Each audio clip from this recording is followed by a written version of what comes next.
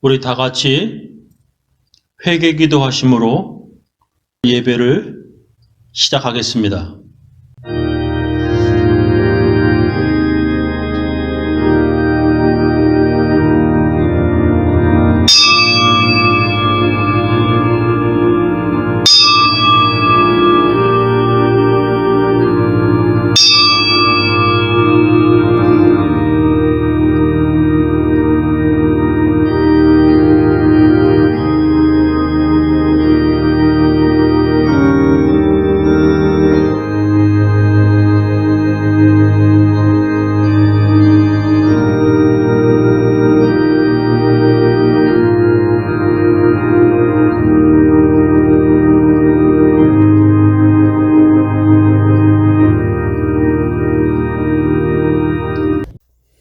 하나님 아버지, 오늘은 2025년 8월 31일 주일입니다.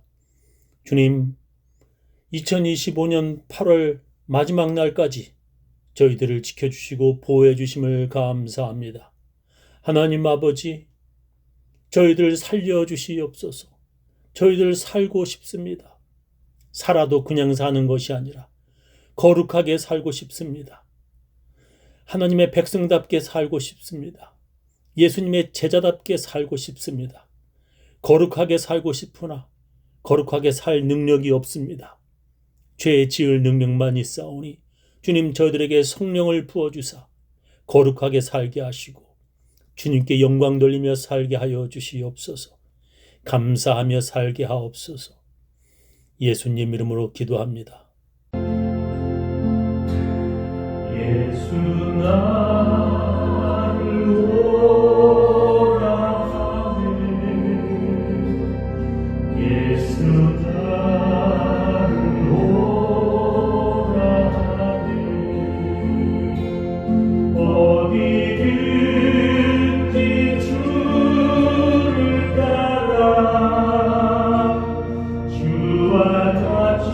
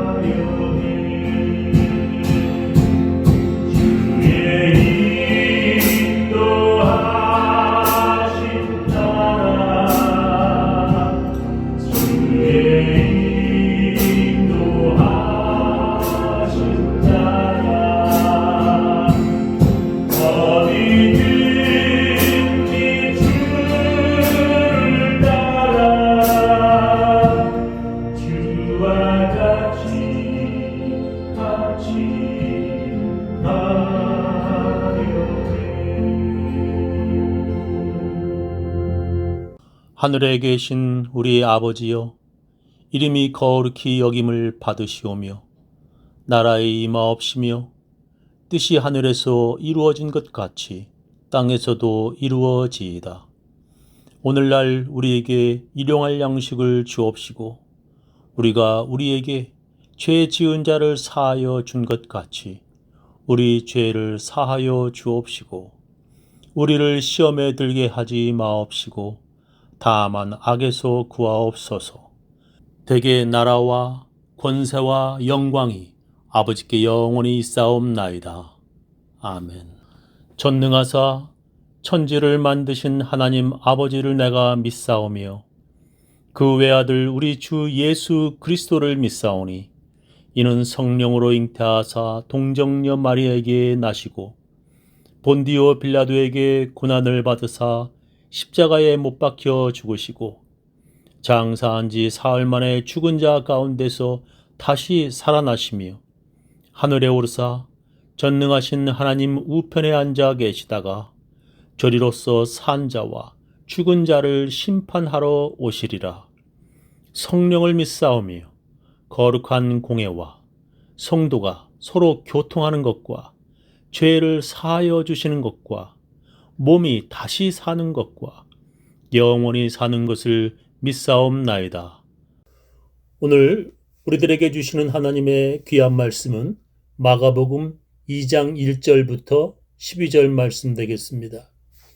수일 후에 예수께서 다시 가버나움에 들어가시니 집에 계신 소문이 들린지라. 많은 사람이 모여서 문 앞에라도 용신할 수 없게 되었는데 예수께서 저희에게 도를 말씀하시더니 사람들이 한 중풍병자를 4사람에게 메워가지고 예수께로 올세 무리를 인하여 예수께 데려갈 수 없으므로 그 계신 곳의 지붕을 뜯어 구멍을 내고 중풍병자의 누운 상을 달아내리니 예수께서 저희의 믿음을 보시고 중풍병자에게 이르시되 소자야 네 죄사함을 받았느니라 하시니 어떤 서기관들이 거기에 앉아서 마음에 의논하기를 이 사람이 어찌 이렇게 말하는가 참람하도다. 오직 하나님 한 분 외에는 누가 능히 죄를 사하겠느냐. 저희가 속으로 이렇게 의논하는 줄을 예수께서 곧 중심에 아시고 이르시되 어찌하여 이것을 마음에 의논하느냐. 중풍병자에게 네 죄사함을 받았느니라 하는 말과 일어나 네 상을 가지고 걸어가라 하는 말이 어느 것이 쉽겠느냐. 그러나 인자가 땅에서 죄를 사하는 권세가 있는 줄을 너희로 알게 하려 하노라 하시고 중풍병자에게 말씀하시되 내가 네게 이르노니 일어나 네 상을 가지고 집으로 가라 하시니 그가 일어나 곧 상을 가지고 모든 사람 앞에서 나가거늘 저희가 다 놀라 영광을 하나님께 돌리며 가로되 우리가 이런 일을 도무지 보지 못하였다 하더라. 오늘 제 설교 제목은 저희의 믿음을 보시고입니다.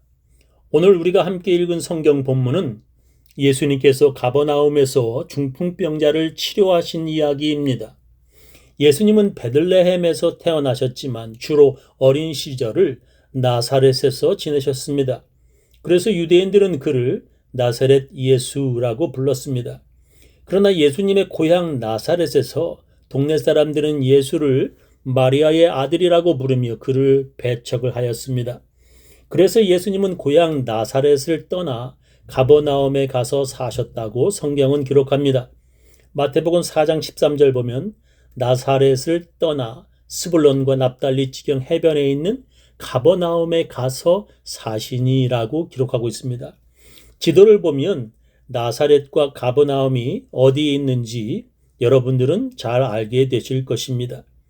저게 바로 나사렛과 가버나움이 어디에 있는지 그 지도가 잘 나오고 있습니다. 여러분들 잘 참고하시면 되겠습니다. 예수님은 가버나움에서 많은 일들을 행하셨습니다. 우리가 잘 아는 어부 베드로와 그의 동생 안드레를 제자로 부르시고 또한 어부 야고보와 그의 형제 요한을 부르신 곳이 가버나움이었습니다. 예수님의 중요한 제자 4명 베드로와 안드레, 야고보와 요한을 가버나움에서 선택하셨고 또한 세리 마태를 제자로 부르신 곳도 가버나움이었습니다. 가버나움에서 예수님께서 많은 기적을 행하셨는데 우리가 마가복음에서 배운 것만 예를 들어보겠습니다. 예수께서 회당에서 더러운 귀신 들린 자를 치료하셨고 열병에 걸린 베드로의 장모와 온갖 병든 사람들과 귀신 들린 사람을 치료하셨습니다. 또한 예수께서 자기를 찾아온 문둥병자를 치료하셨습니다. 예수님은 그에게 아무에게도 말하지 말라고 명령하셨지만 그러나 그는 많은 사람들에게 널리 알렸습니다. 그래서 예수님께서 가버나움을 떠나 사람들을 피하여 외딴 곳에 머물러야만 했습니다. 그리고 오늘 성경 본문의 이 이야기는 예수님께서 가버나움에 다시 돌아오셨을 때에 벌어진 일이었습니다. 오늘 읽은 말씀이죠. 수일 후에 예수께서 다시 가버나움에 들어가시니 집에 계신 소문이 들린지라. 많은 사람이 모여서 문 앞에라도 용신할 수 없게 되었는데 예수께서 저희에게 도를 말씀하시더니라고 했습니다. 예수님께서 가버나움에 다시 돌아오셨다는 말을 듣고 저렇게 많은 사람들이 몰려온 것입니다. 그런데 4명이 중풍병자를 침상째 들고 데려왔지만 사람들이 그 집안에 너무 많아 예수님이 계신 그 집안으로 들어갈 수 없었습니다. 그래서 그들은 지붕으로 올라가 지붕을 뜯어내고 그 중풍병자를 침상채 집 안 예수님께 내려보냈습니다. 저는 여기를 읽으면서 2가지 궁금한 것이 있었습니다. 첫째는 정말 4명의 사람들이 남의 집 지붕을 뚫고 침상채 그를 집 안으로 내려보냈는가 하는 것입니다. 그들이 남의 집을 허락도 없이 지붕을 뜯어낸 것입니다.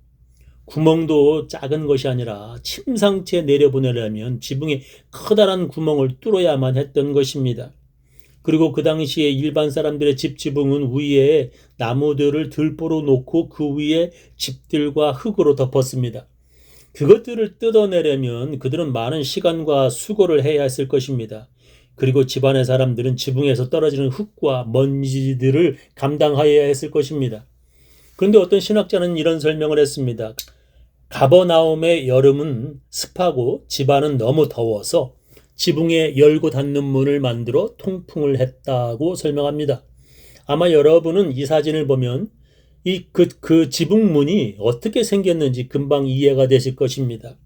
저렇게 요즘도 지붕에 문을 만들어서 문 열고 나가기도 하고 또 통풍도 하는 그러한 것을 여러분들 보시게 되겠습니다. 그리고 그 집은 베드로의 집으로 베드로의 장모와 베드로의 동생 안드레 그리고 예수님도 그 집에서 같이 사셨을 것이라고 어떤 신학자는 설명합니다. 마태복음은 가버나움을 예수님의 본 동네라고 기록하고 있습니다. 예수께서 배에 오르사 건너가 본 동네에 이르시니 침상에 누운 중풍병자를 사람들이 데리고 오거늘 예수께서 저희의 믿음을 보시고 중풍병자에게 이르시되 소자야 안심하라 네 죄사함을 받았느니라 마태복음에 기록하지요. 여기서 본 동네라는 말은 자기 동네, 자기 마을이라는 뜻입니다. 그러니까 가버나움은 예수님이 사시는 집이 있는 마을이라는 뜻입니다. 그래서 가버나움에 예수님이 사시는 집이 있다는 것입니다. 예수께서 베드로와 안드레의 집에 들어가 베드로의 장모를 치료하셨다는 성경 기록 때문에 신학자들은 그 집이 베드로의 집이라고 해석하고 있습니다. 신학자들은 이렇게 그 집 지붕에 지붕문이 있어서 쉽게 그 중풍병자를 그 집 안으로 내려보냈다고 설명합니다. 그리고 또한 그 집에 지붕문이 없다고 하더라도 그들이 남의 집 지붕을 뚫었다면 큰 문제가 되겠지만 그들이 베드로와 예수님 사시는 집 지붕을 뚫고 들어온 것을 이해하셨다고 신학자들은 설명합니다. 오늘 성경 본문은 그들이 어떻게 그 중풍병자를 집 안으로 내려보냈는지 아주 자세하게 기록하고 있습니다. 사람들이 한 중풍병자를 4사람에게 메워 가지고 예수께로 올세 무리를 인하여 예수께 데려갈 수 없으므로 그 계신 곳에 지붕을 뜯어 구멍을 내고 중풍병자의 누운 상을 달아내리니 예수께서 저희의 믿음을 보시고 중풍병자에게 이르시되 소자야 네 죄사함을 받았느니라 하셨다는 것입니다. 그들은 지붕문을 통해서가 아니라 그 집의 지붕을 뜯어 구멍을 내었다고 성경은 기록합니다. 그렇게 지붕에서 흙이 떨어지고 먼지들이 흩날리는 불편함이 있었지만 예수님께서 그 중풍병자를 치료해 주셨다는 것입니다. 무엇을 보고요? 그들의 믿음을 보시고 예수님께서 치료해 주셨습니다. 여기에 저는 또 다른 궁금한 것이 생겼습니다. 그렇다면 중풍병자의 본인의 믿음이 아니라 그를 메고 온 4명의 믿음을 예수님께서 보시고 치료해 주셨다는 뜻입니까? 성경은 분명히 그렇다고 기록하고 있습니다. 예수께서 중풍병 환자의 믿음을 보시고가 아니라 그를 데려온 그들의 믿음을 보시고 치료해 주셨다고 성경은 기록합니다. 성경을 보면 예수님께서는 치료받을 사람들의 믿음을 보시고 치료해 주셨습니다. 소경거지가 예수님이 지나가신다는 말을 듣고 자기를 치료해달라고 소리를 질러댑니다. 주위의 사람들은 그에게 조용히 하라고 말했지만 그 소경거지는 더욱 소리를 지르며 예수님께 치료해달라고 말했습니다. 소경이 자기 눈이 보이도록 치료해달라는 말을 한다는 것은 지금도 어렵지만 그때는 정말 생각할 수조차 없는 일이었습니다. 그런데 그는 예수님이 자기 소경된 것을 치료해 주실 수 있다고 믿었습니다. 사람들은 모두 그의 헛된 소원을 비웃었지만 예수님은 그의 믿음을 보시고 치료해 주셨습니다. 예수께서 저에게 이르시되 보아라 네 믿음이 너를 구원하였느니라 하시매 곧 보게 되어 하나님께 영광을 돌리며 예수를 쫓으니 백성이 다 이를 보고 하나님을 찬양하니라 했습니다. 이렇게 예수님은 치료받아야 할 환자의 믿음을 보시고 치료해 주셨습니다. 어떤 여자는 12년 동안 하혈을 하며 치료하기 위해 많은 의사들을 만나보며 가지고 있던 그녀의 재산도 다 허비하였습니다.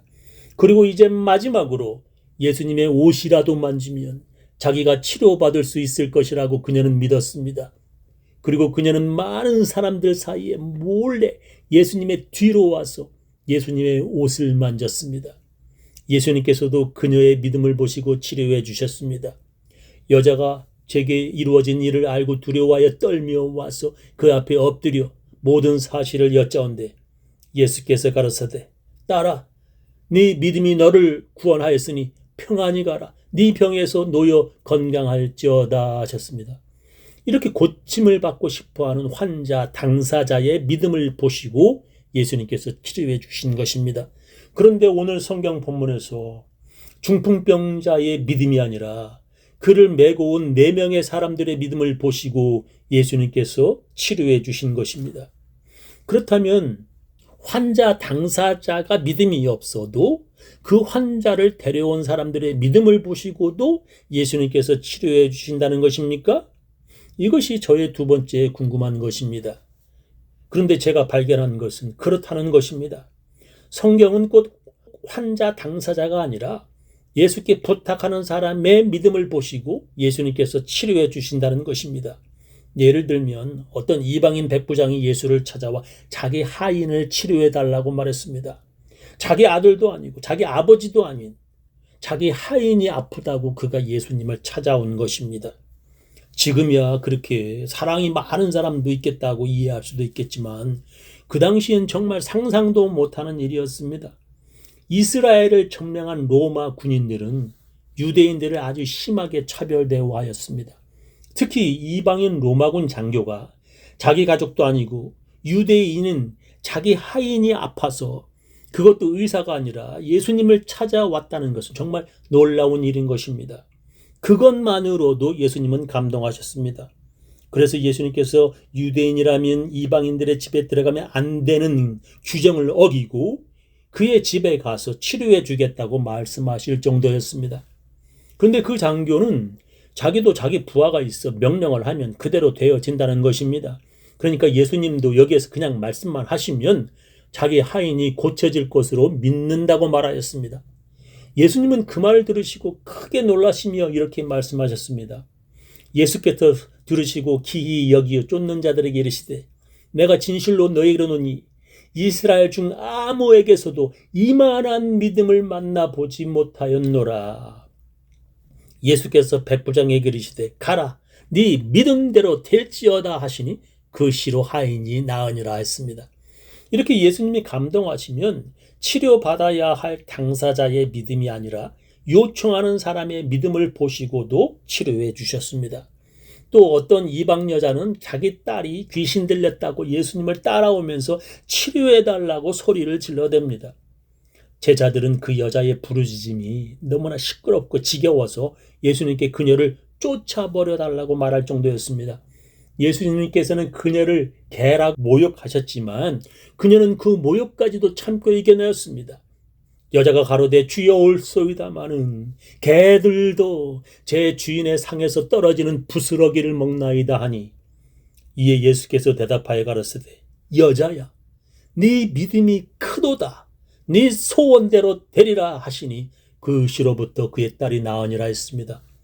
또 회당장 야이로는 자기 딸이 죽게 되었다고 말하면서 예수님이 자기 집에 오셔서 자기 딸에게 안수하시면 나을 것을 믿는다고 말하였습니다. 그래서 예수님은 그의 집으로 함께 가시게 되었습니다. 그런데 그것을 구경하려고 많은 사람들이 예수님을 따라갔습니다. 그리고 가던 중에 12해 혈류병 걸린 여자가 예수님과 그 일행을 멈추게 하였습니다. 그 여자 때문에 시간이 지체되어 회당장이 집에 도착했을 때엔 그의 딸이 죽었다고 가족들이 소리내어 슬퍼하였습니다. 그 회당장의 마음이 어떠했겠습니까?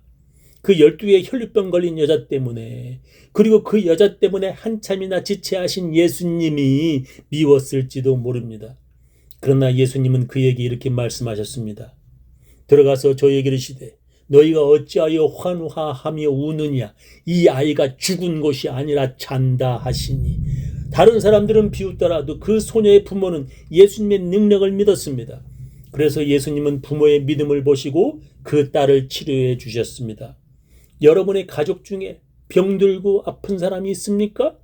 환자의 믿음도 예수님께서 보시지만 그를 위해 기도하는 사람들의 믿음을 보시고 예수님께서 치료해 주십니다. 우리 교인들 모두 그런 믿음으로 기도하셔서 예수님의 응답 받으시기를 예수님의 이름으로 축원합니다.